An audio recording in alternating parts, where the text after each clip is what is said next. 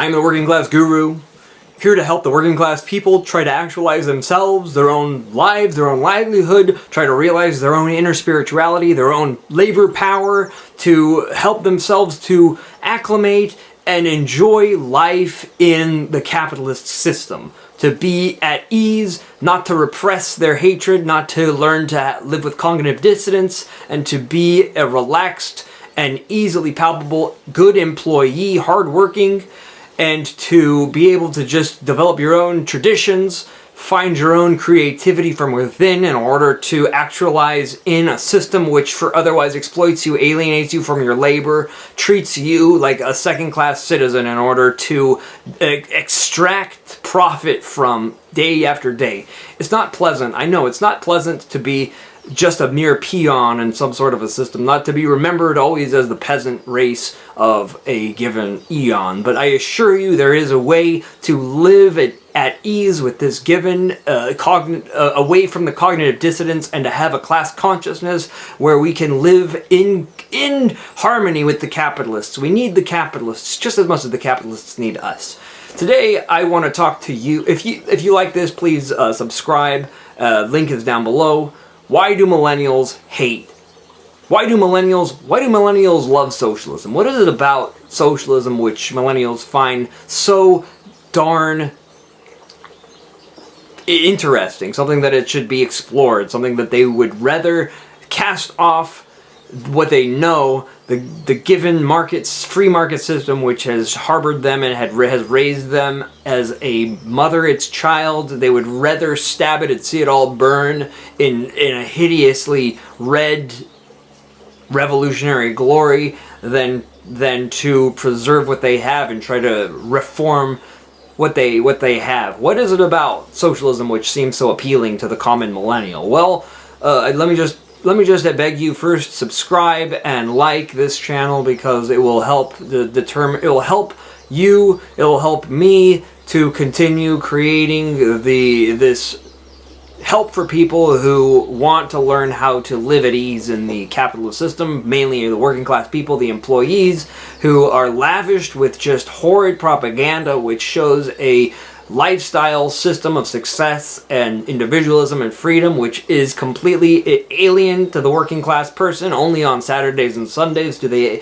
ever experience anything remotely like freedom. For the most part of people, it's a semi sort of weird quasi subjective freedom where they have to no other choice or outlet of economic diligence in order to, whereby they have to attach themselves to some sort of a noble capitalist overlord who owns the means of production in order to exchange their lives, their livelihood, the life-giving force that is harbored within their very blood and bones, to some overlord who wishes to extrapolate profit from their labor. And the thing about this is this, that you never get that time back. It's not like trading your time for money is not like going to Walmart and buying a grill. You can't exchange it. You can't take it back. The value that you give to a capitalist for your time, for your money, will never be exchanged back for you. It's lost forever. And that's one of the most hardest things for some people to live with, is that this time has been devoted and almost stolen from you. I don't say that lightly, and I don't say that is any sort of a reason to give up the capitalist system. It's just greatly, the wage-slave emancipation is never going to happen for a very long time. We will never be able to emancipate the wage slaves. Even communism wasn't able to do that. We see even more exploitation. We even see even more exploitation of the working class people, and we see just as much hierarchical nepotism in common communist countries as we see in capitalist societies. So what is it about socialism that is so appealing to the millennials and communism? For one, it's some of the dissatisfactions with having to become adults, because capitalism has taught, with their mighty propaganda machines of Hollywood, of the magazines, that have always propagated this sense of idealistic, utopian, luxury lifestyles of the rich and famous. We've created basically a beauty standard, a life standard of opulence that cannot be accessed by these people. I say it time and time again, the majority are working class, and the majority will always be the working class. And so entrepreneurial endeavors must be reserved for the true bourgeoisie, the person who does want to undertake that avenue. But in that sense, you must be able to realize that the mass propaganda machines are directed towards the people who want to chase that American ideal of success and glory in business. Hallelujah, all hail capitalism. But at the same time, there has to be this cognitive dissonance, because inherently that is not attainable to the majority of people. And I think millennials are a little disillusioned by the fact that the work that it entails to get a Lamborghini, to get a Rolls Royce, just to live as opulently and comfortably as the wealthy, is becoming more and more distant. There is an inequality of money, but the mass media would rather portray that as being based on gender, because this was the old model of class divide. It was very much emphasizing the ethnicity or the gender of a person. But this is the old model, and it no longer works, but yet it's been redirected by the media and the propaganda machines in order to act as a red herring to trace the working class peoples away from realizing their own divide based on these capitalist working class dialectics. And and it's working for the most part, but that continues the cognitive dissonance whereby the working class peoples like the millennials, the new millennial working class, are beginning to feel the pings of that there's something is awry, something is not quite what it should be, something is not right here in the state of Denmark. And what they feel is that cognitive dissonance. They have to repress this idea that class is based on ethnicity, gender inequality, and stuff, what have you, whatever the projecting Hollywood church of pop culture is at that time determining to be the suppressed class, is inherently the driver of this inequality. But all the while, it's going to continue the divide between the rich and the poor. The bourgeoisie capitalist, capital-owning, work, business, production, means of production, job-creating machines that pour money out at the expense of the blood and sweat and the tears of the working class people. And that somehow there's an ethnic, gender-based reason for that divide is clearly false, and frankly it's detrimental, and it's causing this growing feeling of dissatisfaction, because you have to accept something essentially that you know and you see is false. You're going into a job and you're being exploited on the basis of your class as a working class person, and that alone. You could be white, brown, black, Asian. It does not matter. At this point, that model, the ethnic model of color, race, gender is a very, very thin line you're trying to accompany for. It's basically any single you're redirecting.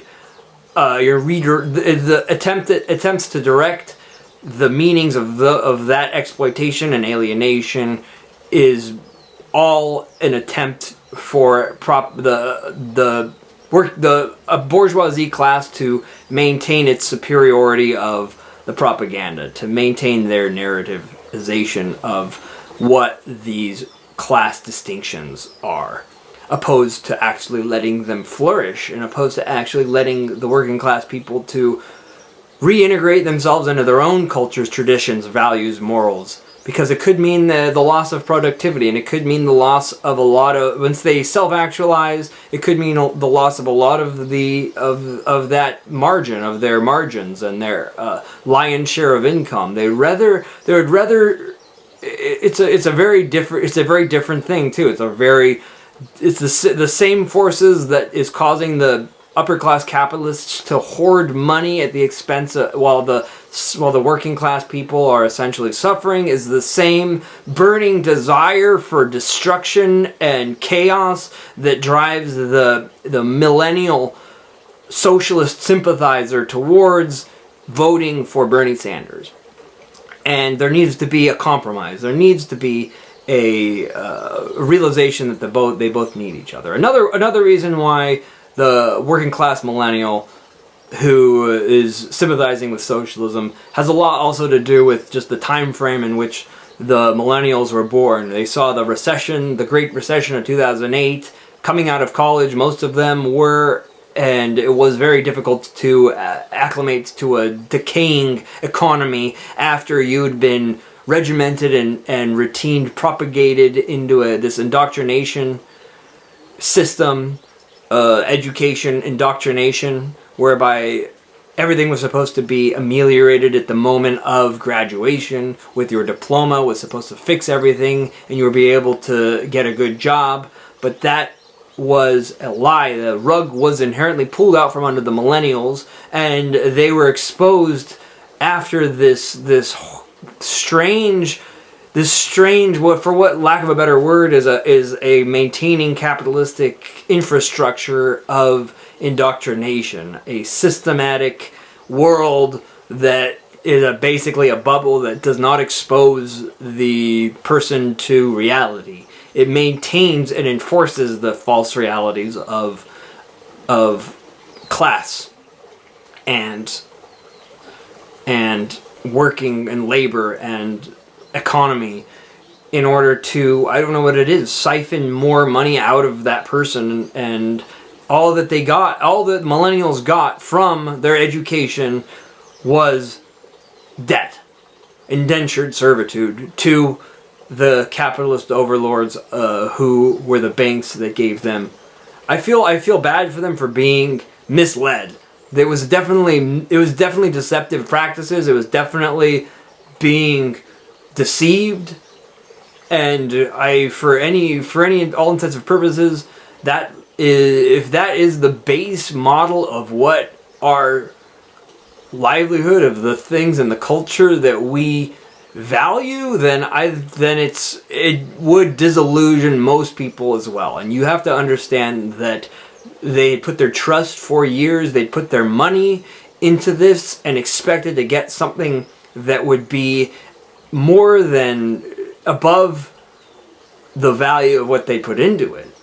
That there would be some good done in these means, and they come out of it and things have been burned in front of them, and they have no other options. And for this reason, millennials are not buying homes. They're very skeptical. They're holding off on getting married, and they're very tentative in regards to money. And another reason why millennials are susceptible to the socialism and communism has a lot to do with the given politics. There's an upsurge in socialist ideology and extremism on both sides politically. On the right, we have the nationalism, the America First movements, which are essentially just these old fascist rah-rah-rah tactics of knee-jerk nationalism. There was one of the chief campaigners was quoted as saying it'll be as good as the 1930s, which was only good for a certain class of people. We can't have, and then at the same time, the thunderclap from the other side. There's no sound of one hand clapping. There's only two hands that can clap, and the resounding shriek from the other side has been socialism. So we've had, for the most part, millennials have found themselves in between these two extremes. socialism and fascism. There is no common ground. There is no left centrist, right centrist versions of any of these. It's either white or black, left or right. And for the most part, being a crippled generation, the poorest generation that has been after the boom, the baby boom is over. There's nothing left to them but student loan debt and servitude to landlords, and on top of that, just this gross divide of wealth. Nothing trickling down to them. The ultimate failure of trickle down Reaganomics. Outlook of people who are growing more and more deluded by the day. They feel that reverting to a ideology or a politics which enforces the identity of the working class, the proletariat, is somehow a amelioration, is going to be it's going to bring about change for it. It's going to bring about, and yet none of them have ever experienced the actual socialism itself, the actual communist uprising. They call for blood and violent revolution, which is not at all an option. It should never be an option. For one, they're also meant to compete with these baby boomers who had a very different way of life. There were much less people on the planet when the baby boomers were alive. There was much more prosperity. You can't have, there's like 7 billion people or 8 billion people on the planet now. I'm not sure, I haven't checked last time, but I'm 100% positive that it was much less during the baby boomer generation, and it's just exploded because we were experiencing Malthusianism, where the human populations grow geometrically, whereas the creation of new stuff is only growing arithmetically. And so the millennials are feeling the disjunctive dissatisfaction with the basic, gaining access to the basic materials of life and subsistence. And for that reason, they've bought into more ideologically the socialists, those who side or say they side with the working class people, where we all well know how it ends, how this ends. If we give in to the fascists or we give in to the socialists, there inevitably will be nothing left at all. It will become chaotic. But this is about millennials who abide by socialism. And David Ramsey gave I despise the man David Ramsey. He's of a different class than I am. I'm a working class person. He's a capitalist. I don't need to hear his rhetoric or his value system. But I do believe that his heart is in the right place. I do believe that he is doing good by being a noble capitalist and helping poor working class people to get their finances in order. He means good. I just personally, I don't really care for the guy mainly because he has very different values and morals than I am. He's of a different class. But Dave Ramsey talks about the same sort of thing about why millennials like socialism. And there's very other reasons why they could be... most millennials, once they've been polled and once they've been given an idea of exactly what socialism is, what that would entail, when push comes to shove, they'll be very, very surprised at what the reality of it, the actual reaction of it is. So, I hope that learning about why millennials like socialism has helped you to understand more about actualizing in the present as a working class person. I am your working class guru. Please subscribe and like and leave a comment just to help to create more content and drive what I need to do to help you, basically, to actualize as a working class person. All hail the machine! Money is God! Money is God!